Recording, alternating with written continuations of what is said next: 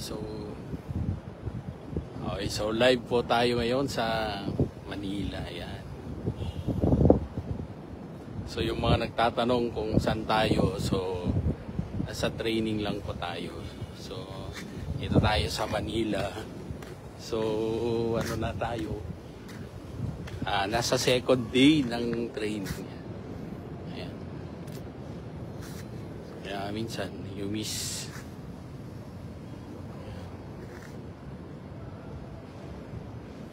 Anyway, so meron palang ano rito eh. Wala lang, gusto lang nating maupo and magpahinga.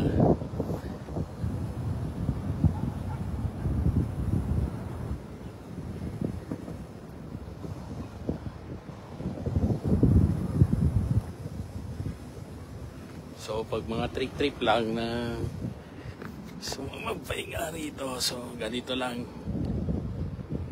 So nag-ask din tayo ng permission na lumabas dito sa rooftop lang tayo.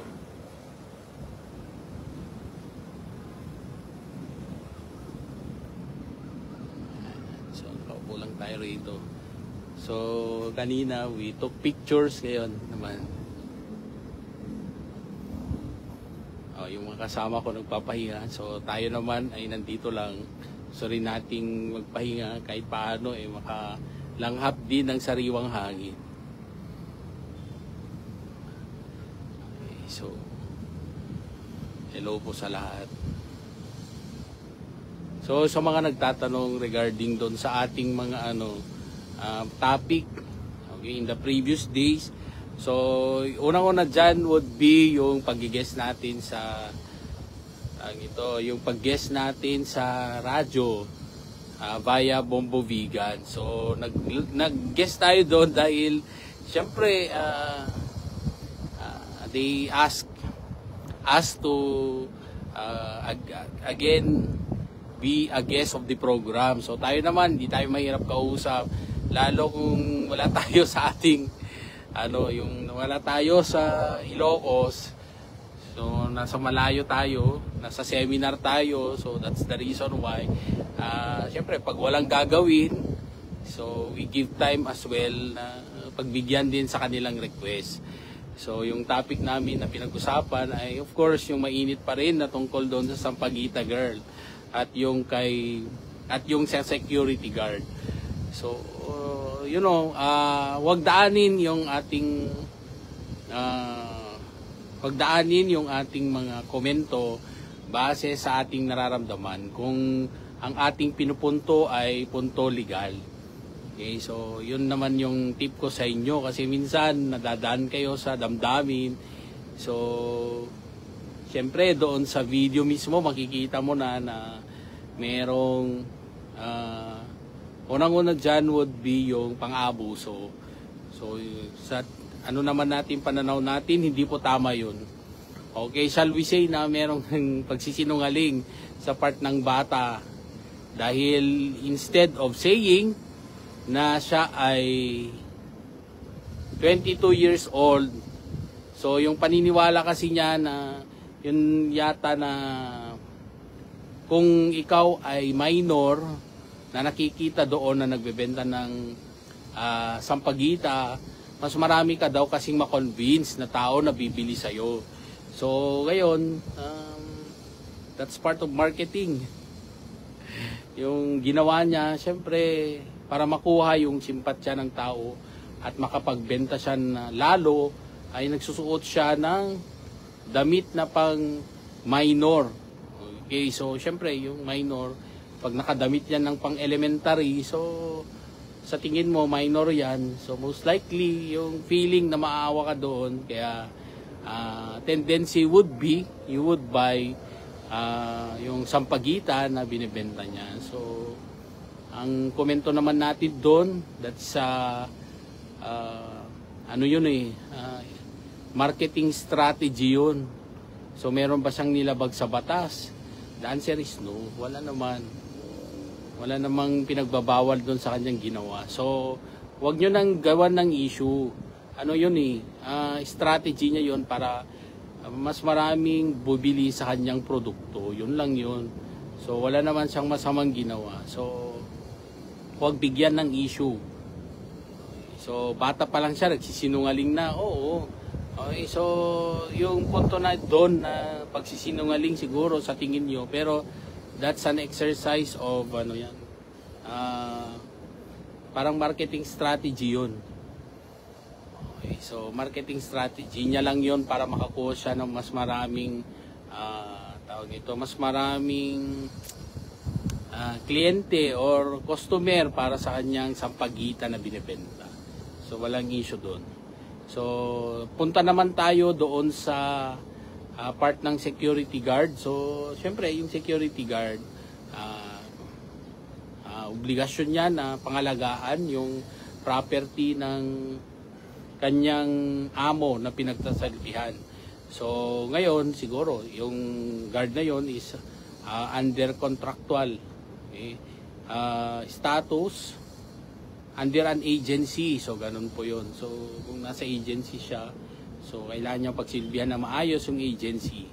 So obligasyon niya sa agency na siyempre protektahan yung property ng principal. Okay, ng principal, which is yung isang mall. So ngayon yung tanong natin dyan would be siyempre sa protect natin ng ating sa property ng isang employer or yung principal. Dito may agency so yung principal dito would be yung mall, yung agent, yung agency kung saan na siya nagtatrabaho, at yung employee, yung security guard. Ngayon, moving forward to that, yung tanong nila is tama ba na ganun din yung gagawin mo na paraan ng pagtaboy doon sa bata, di ba? Or sabihin natin hindi bata yon, matanda na kasi 22 years old nga. So ganun ba yung tamang gawin para paalisin siya doon sa premise? So ang question ko dyan would be that would constitute physical abuse. So pwede namang sabihan siya na wag dito pumwesto kasi bawal. So dahil ito ay obligasyon ko na to protect it, di ba, yung property. So obligasyon naming gwardiya. So meron namang diplomasyang matatawag. Anyway, yung bata naman hindi naman siya tawag nito, hindi naman siya armado para siya ay gagawa ng anumang yung makakasakit sa mga tao na nandoon.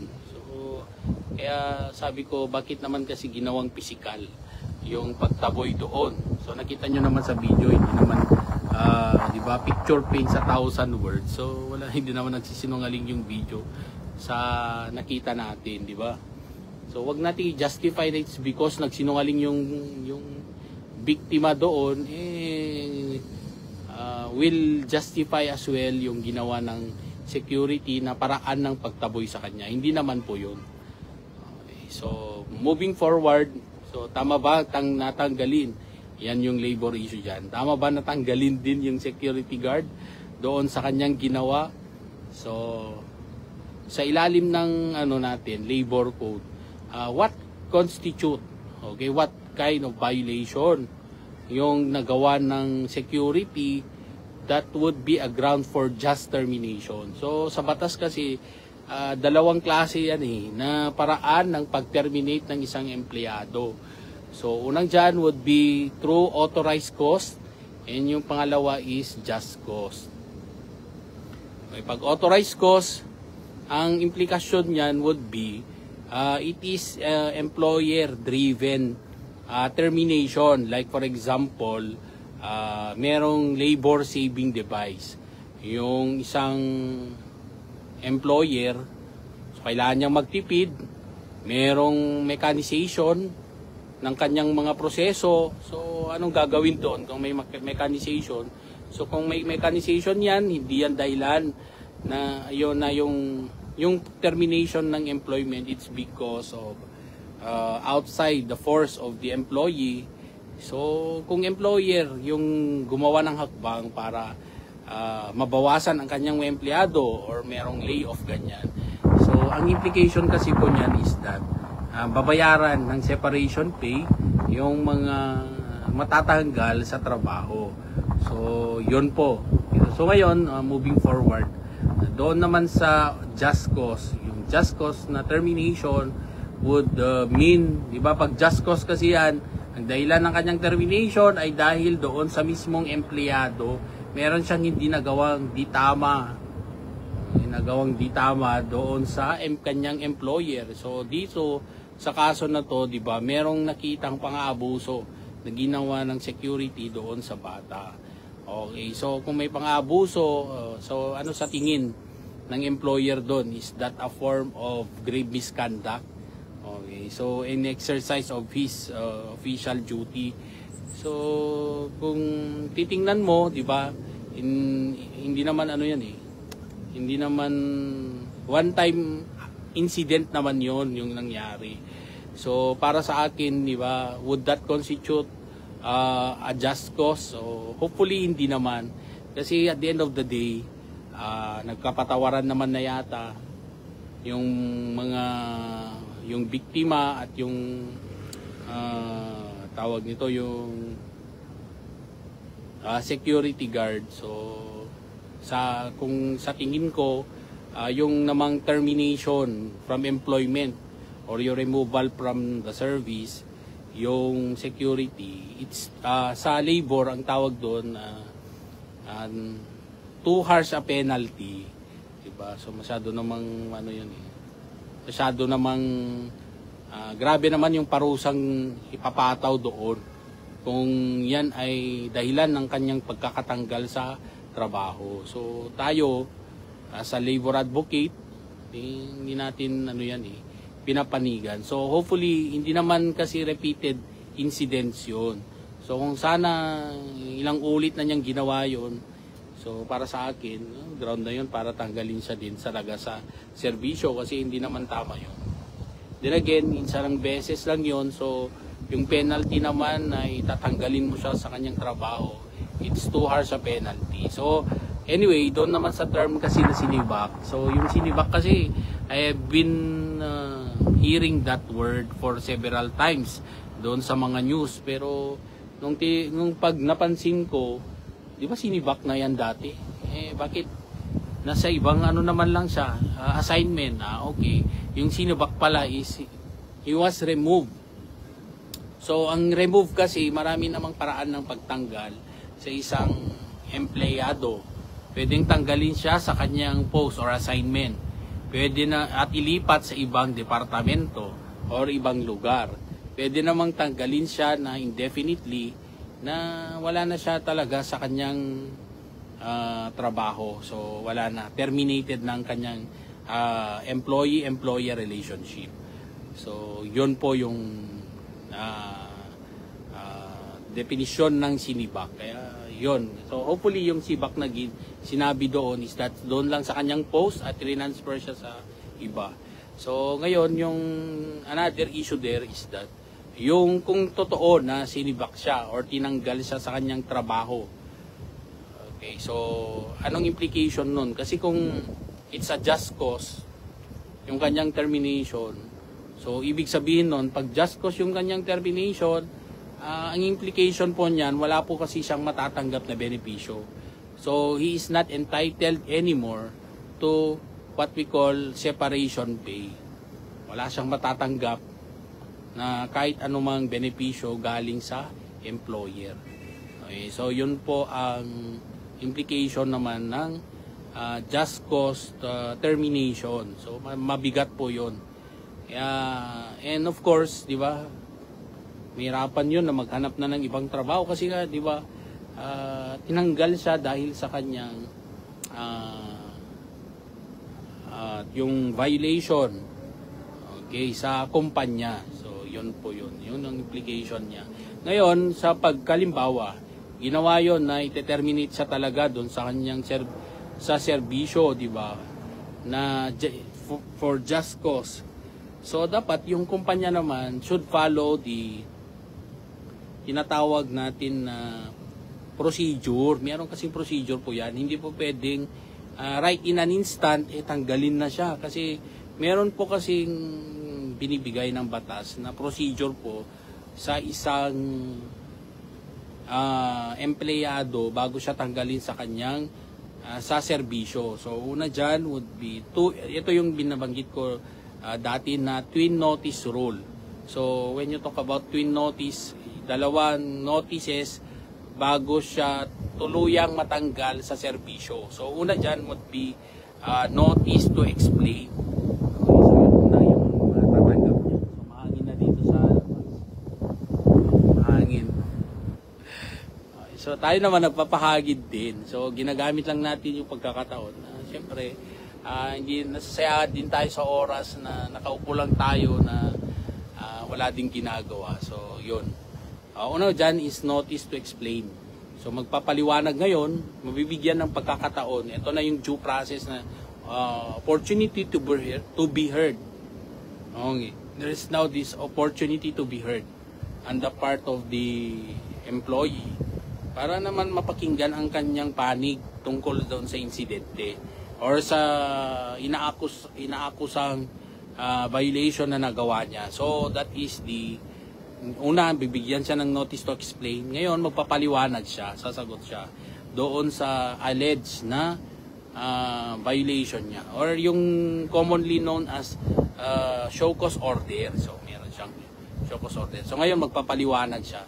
Yung paliwanag niya, so ipaparating niya, it can be a written explanation or pwede rin na verbal explanation kasi tatawagin sila sa opisina para magpaliwanag. So ngayon, after na makapagpaliwanag, so mabibigyan siya ng another notice which is the notice of termination. Kung ite-terminate na siya sa kanyang serbisyo. So kung nakita nila na talaga naman it falls or yung ginawa niya would be serious a ground for it is a serious act, okay, of grave misconduct, for example, that would constitute grave misconduct. So yon yung dahilan ng kanyang pagkakatanggal.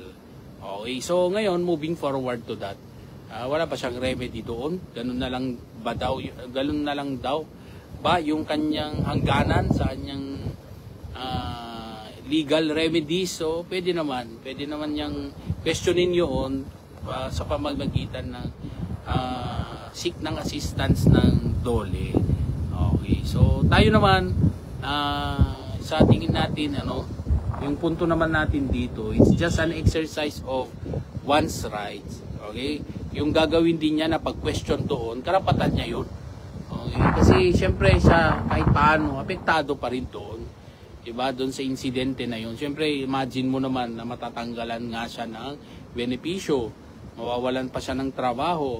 So, alangan naman na upo na lang siya at antayin niya yung desisyon at tatanggapin na lang niya yung desisyon na yun. So, most likely, iko-contest din niya na kahit paano sa tagal ko ba naman sa serbisyo.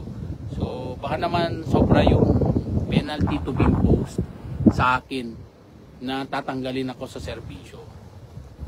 So yun naman yun. So ano na dito, maliwanag yung paligid. Ayan, so yan. So ito naman yung sa likod is yung sa ating taon ito, yung Manila skyline. O yun yung ating sa likod pa na malayo, yun yung Manila City Hall. Okay, dito sa banda rito is yung ayan, yung ano naman sa likod. So, marami kasing nagtatanong kung saan ba ako. So, inaabangan din ako sa Action Radio, ganyan. So, wala ako.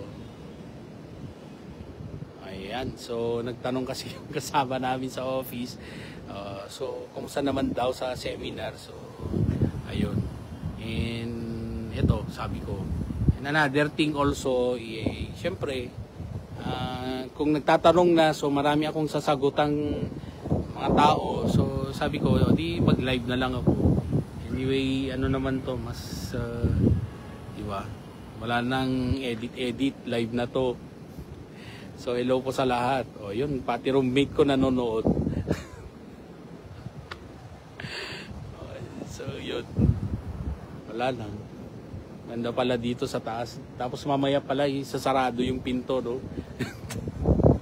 Hindi na ako makababa. Dito na ako matutulog. Ay, so yun lang. So hello po sa lahat. Okay, Ma'am Ena, hello. So how I wish na makasali ka dito sa aking live. So nakakamiss din. Iba din dito talaga. Iba din sa Manila.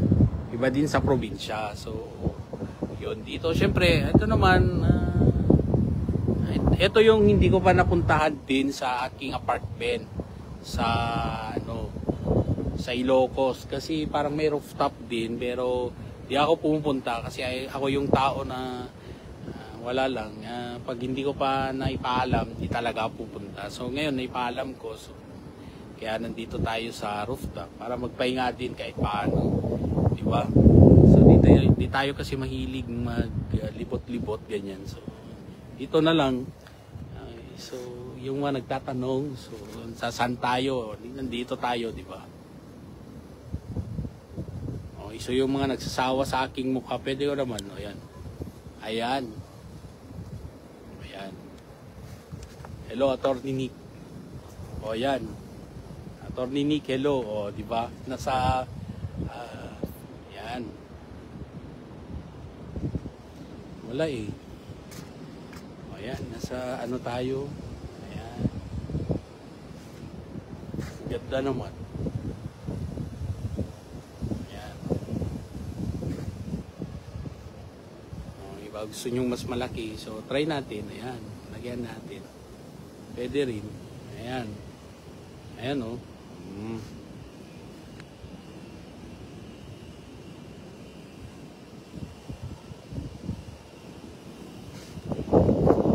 Wala eh. Ayan, magdidilim na. So, huli nakapag-report na ako na maayos. Nakapag-report na tayo na maayos. Sa mga nagtatanong kung saan tayo, ayan. Ayan.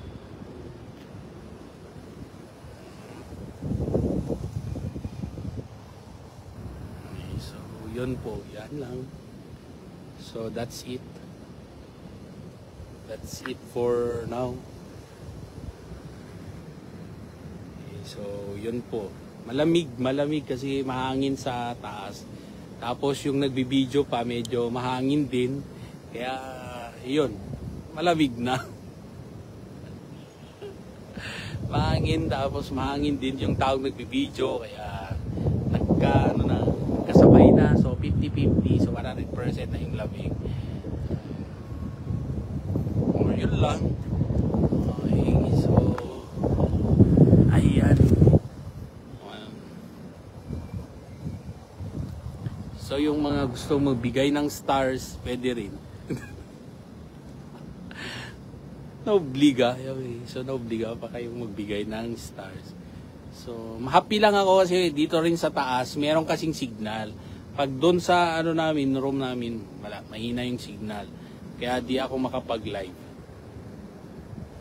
Okay, so mahina yung signal eh. Kailangan ko pang bumaba sa lobby para lang magka-signal ulit. So imagine yung hirap ko. So I'm just doing this for you na aking mga masugid na followers. So, I know. Okay, yun lang. Okay, bye-bye.